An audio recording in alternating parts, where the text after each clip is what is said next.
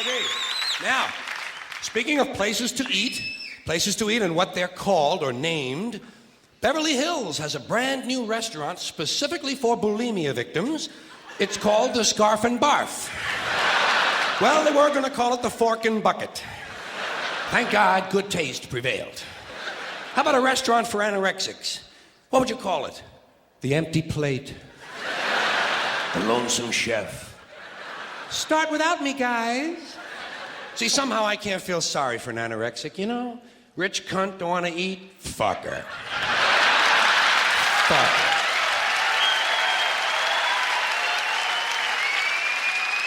Don't eat. I give a shit.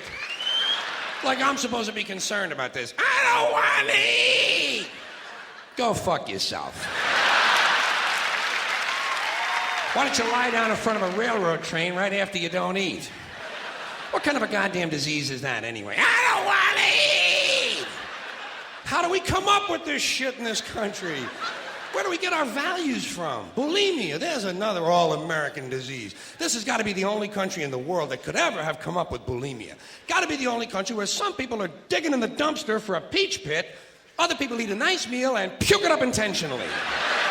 Where do we get our values from? I do not understand our values. By the way, speaking of American values, aren't we about due to start bombing some small country that only has a marginally effective air force? Seems to me like we're weeks overdue to drop high explosives on helpless civilians. People who have no argument with us whatsoever. I think we ought to be out there doing what we do best, gang, making large holes in other people's countries.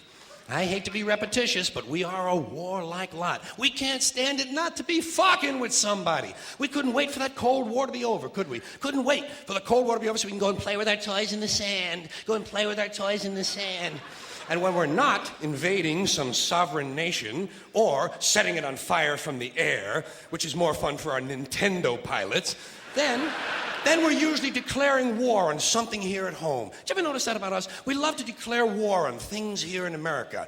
Anything we don't like about ourselves, we declare war on it. We don't do anything about it. We just declare war on it. It's the only metaphor we have in our public discourse for solving problems, declaring war. We have to declare war on everything. We have a war on crime, the war on poverty, the war on litter, the war on cancer, the war on drugs. But you ever notice we got no war on homelessness, huh? No war on homelessness. You know why? There's no money in that problem. No money to be made off of the homeless. If you could find a solution to homelessness where the corporate swine and the politicians could steal a couple of $1 million each, you'd see the streets of America begin to clear up pretty goddamn quick. I'll guarantee you that. I will guarantee you that.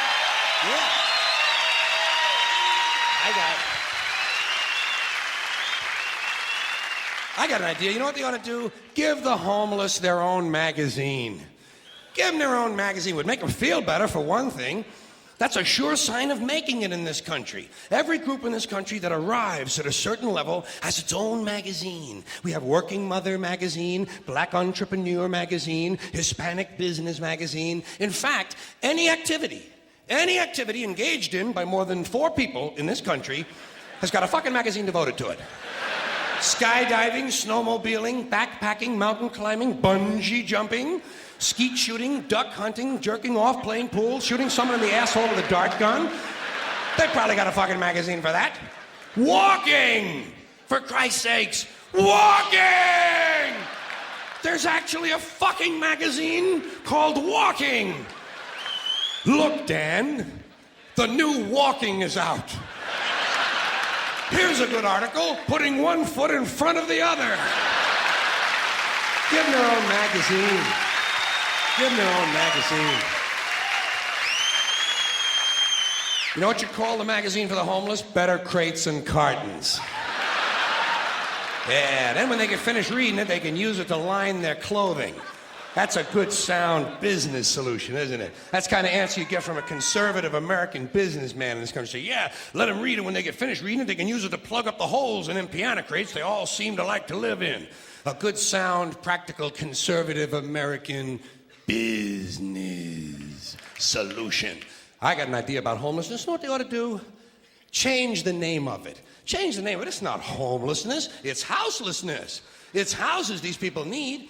A home is an abstract idea. A home is a setting. It's a state of mind. These people need houses, physical, tangible structures. They need low-cost housing. But where are you going to put it? Well, that's fine, but where are you going to put it? Where are you going to put it? Nobody wants you to build low-cost housing near their house. People don't want it near them.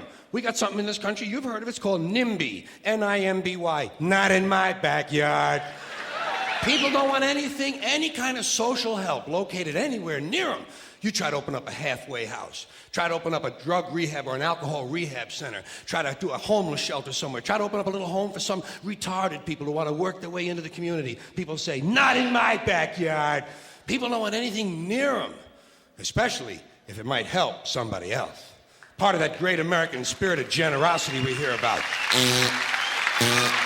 Great, generous American spirit. You can ask an Indian about that. Ask an Indian about if you can find one. You got to locate an Indian first. We've made them just a little difficult to find. Well, if you need current data, select a black family at random. Ask them how generous America has been to them. People don't want anything near them, even if it's something they believe in, something they think society needs, like prisons. Everybody wants more prisons, right? Everybody wants more prisons. People say, build more prisons! But not here. But why not? What's wrong? What's the problem? What's wrong with having a prison in your neighborhood? Well, it seemed to me like it would make it a pretty crime-free area, don't you think? You think a lot of crackheads and pimps and hookers and thieves are going to be hanging around in front of a fucking prison? Bullshit, they ain't coming anywhere near it. What's wrong with these people? All the criminals are locked up behind the walls, and if a couple of them do break out, what do you think they're going to do? Hang around? Check real estate trends? Bullshit. They're fucking gone. That's the whole idea of breaking out of prison, is to get the fuck as far away as you possibly can. Not in my backyard. People don't want anything near them. Except military bases. They don't mind that, do they? They like that. Give them an army base. Give them a navy base. Makes them happy. Why? Jobs. Jobs. Self-interest. Even if the base is loaded with nuclear weapons, they don't give a fuck. They say, well, I'll take a little radiation if I can get a job. Working people have been fucked over so long in this country, those are the kind of decisions they're left to make. I've got just the place for low-cost housing. I have solved this problem. I know where we can build housing for the homeless. Golf courses. Perfect. Golf courses. Just what we need. Just what we need. Plenty of good land in nice neighborhoods. Land that is currently being wasted on a meaningless, mindless activity engaged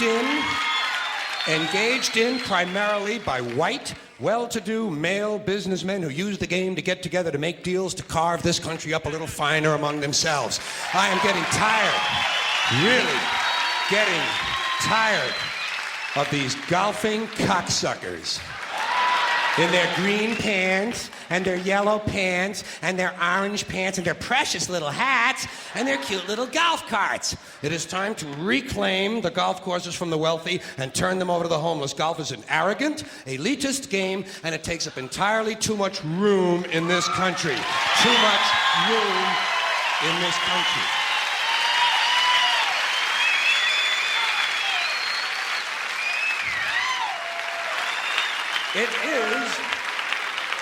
It is an arrogant game on its very design alone. Just the design of the game speaks of arrogance. Think of how big a golf course is.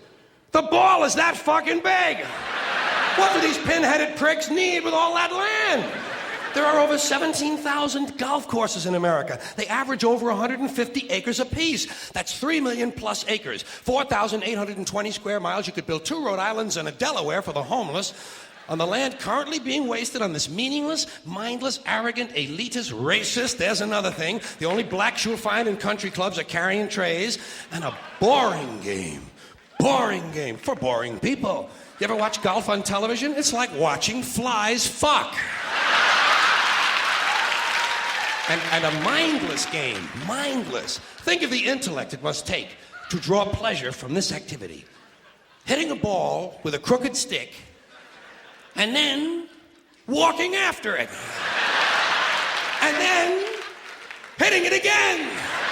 I say, pick it up, asshole. You're lucky you found the fucking thing. Put it in your pocket and go the fuck home. You're a winner. You're a winner. You found it. No. Never happened. No chance of that happening. Dorco in the plaid knickers is going to hit it again and walk some more. Let these rich cocksuckers play miniature golf. Let them fuck with a windmill for an hour and a half or so. See if there's really any skill among these people.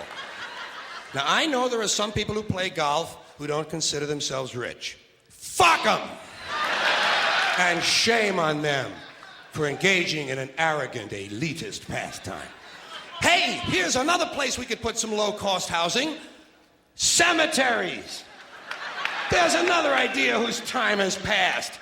Saving all the dead people for one part of town? What the hell kind of a medieval, superstitious, religious bullshit idea is that? Plow these motherfuckers up, plow them into the streams and rivers of America. We need that phosphorus for farming. If we're going to recycle, let's get serious.